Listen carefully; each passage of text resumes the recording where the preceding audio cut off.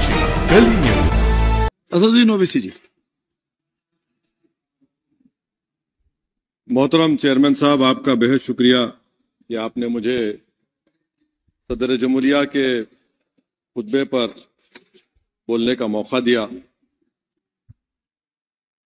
Sir, मैं हस्बे आदत और हस्बे रिवायत उसकी मुखालिफत में खड़ा हूं और सदर जमहूरिया के खुतबे को अगर आप देखेंगे सर, तो उसमें पूरे खुतबे में लफ्ज मुसलमान तो छोड़िए, लफ्ज अक़लियत भी इस्तेमाल नहीं हुआ है।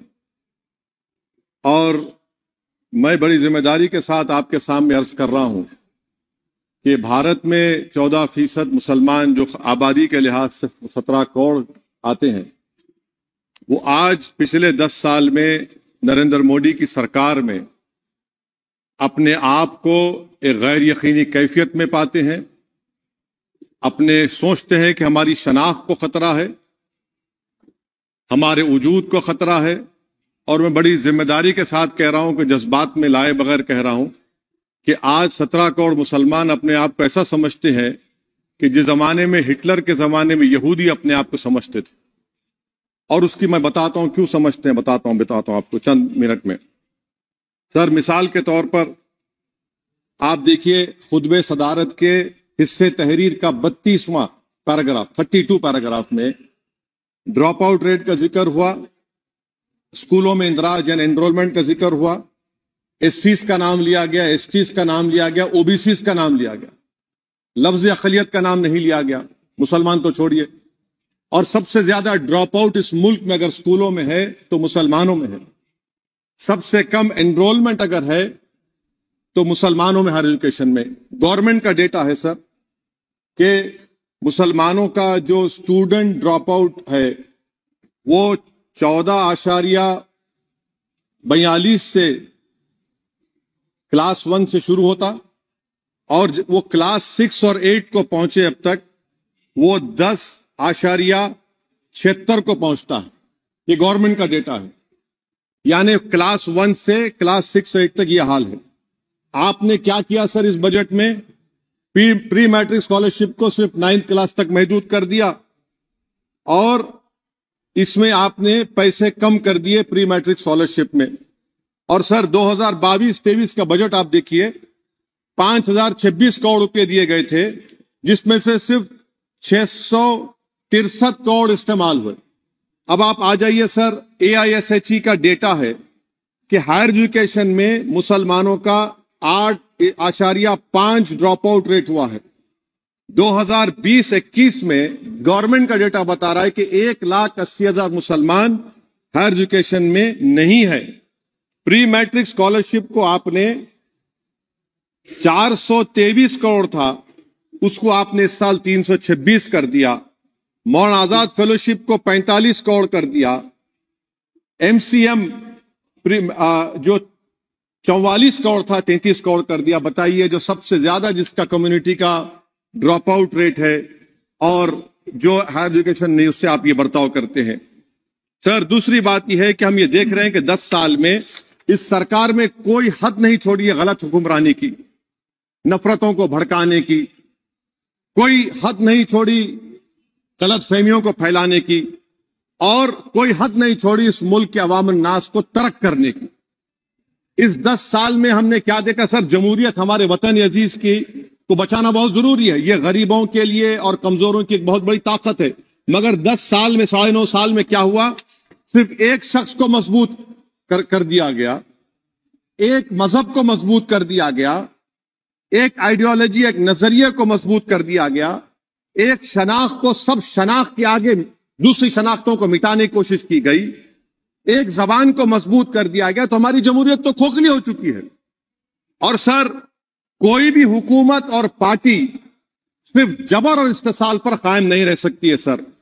दूसरा पॉइंट सर जो मैं आपके सामने अर्ज करना चाह रहा हूं, CAA के कानून के ताल्लुक से मरकजी एक वजीर ने अखबार में बयान दिया कि हम 8 दिन में करने वाले हैं।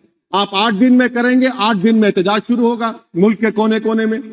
आप CAA को मजहब से खत्म कर दीजिए, मजहब से जोड़ेंगे तो आपका इरादा बुरा है। आप भारत की अक़लियतों को, भारत के मुसलमानों को, दलितों को आप परेशान करने का आपका इरादा है। सर दूसरी बात यह है कि CAA के खिलाफ क्यों हम है? क्योंकि सीमांचल के मुसलमान को आप बांग्लादेशी कहते हैं।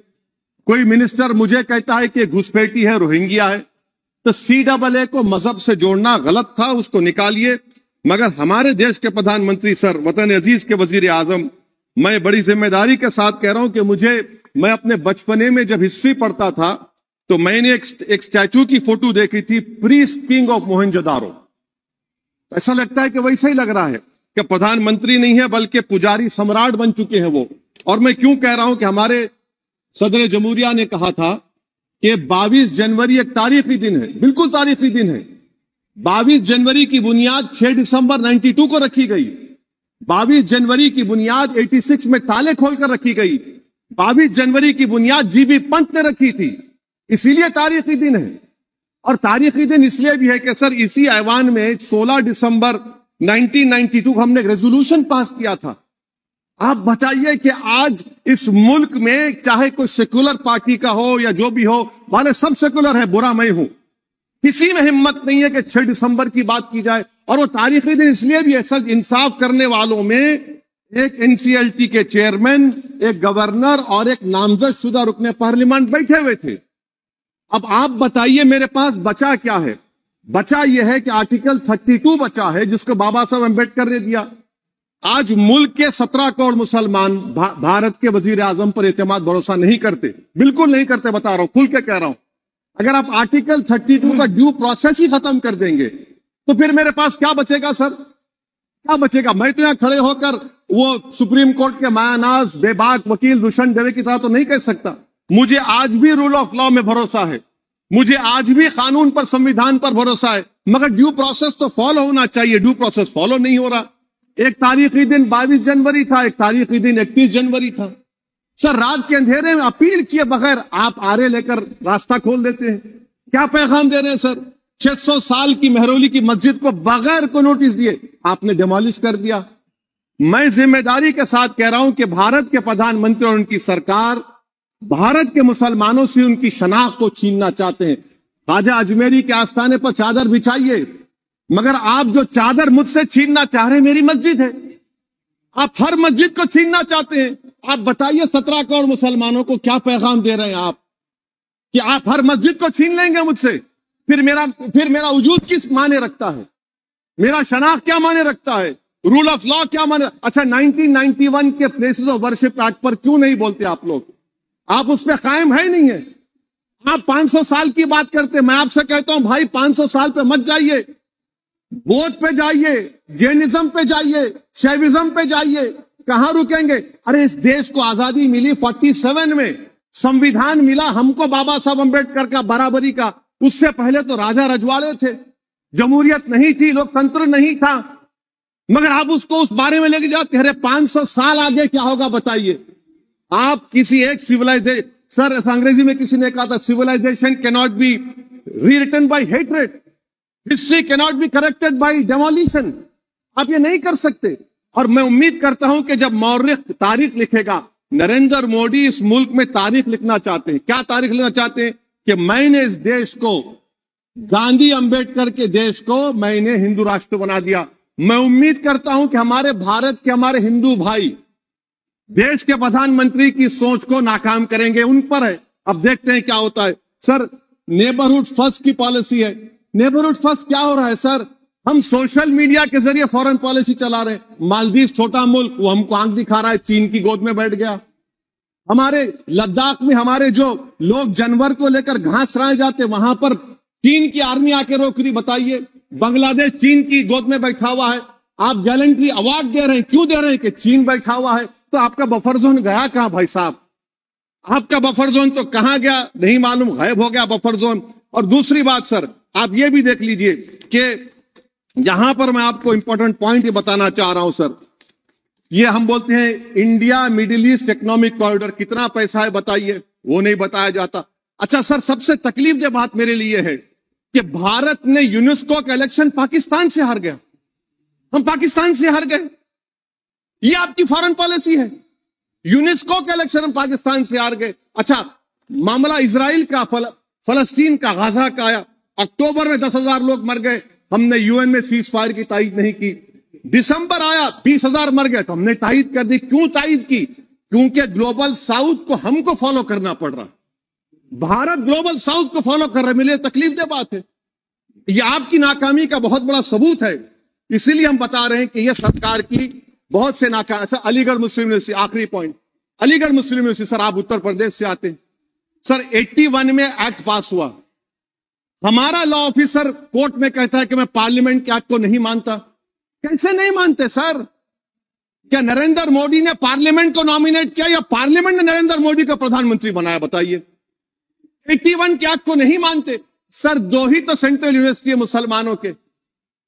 1,80,000 आप ही के सरकार के दौर में मुसलमान हायर एजुकेशन निकल गए।